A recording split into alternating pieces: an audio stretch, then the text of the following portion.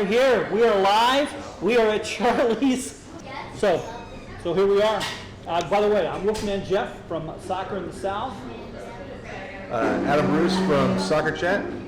Alex Fortney from SoccerChatt. This summer, there was our friends in Lansing had a nightmare, and that's a thing you don't want to have. But not at the, so I would love, yes, I want to see more quality put on the pitch, but not at the expense of hurting our side in the long term. And that was, it was a different issue. Very different situation. Yeah. I mean, I think the building of the stadium is huge, right? Yes. It does two things. One, it creates a long-term solution for where you're going to be. It proves that you're not going anywhere, which helps with bringing in more fans that don't just see it as a flash in the pan type thing. Second, it creates financial flexibility that other teams just don't have because they're paying rent. So you're not paying rent, you're actually not even a tenant, it's your stadium, and then on top of that, you're going to make money on more than just the games, right? Yeah. You Right. make money on when a concert comes in, when a festival comes in, you make money on the concessions. Like, there's just so much opportunity there that as a renter you don't have, that I think is puts it in a slightly different situation. Like the cost.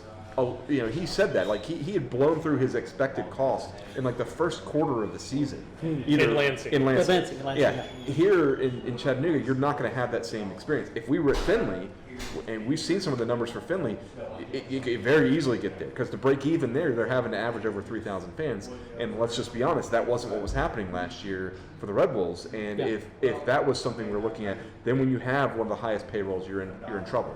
Right. When it's your own place, it puts you in a different spot. Well, I think the own place also is, I think, a key component to building the side in the community. And I think it is already drawing attention, drawing interest, but also knowing that this is ours. This is our place. And I was really happy we had a place, and I felt like David Stanton Field was our own, but we had 3 separate parts.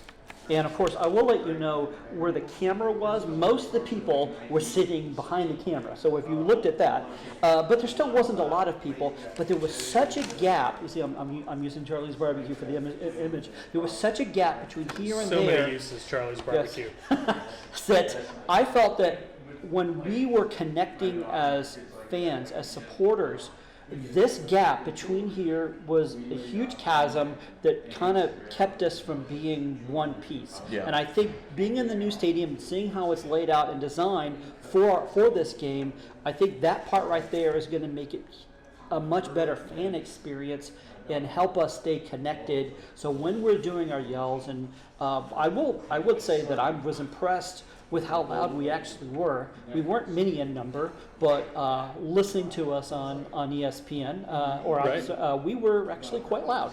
Yeah. And, No, it was impressive. We didn't have to have someone put a microphone in front of our section in order to sound loud like other Exactly. places.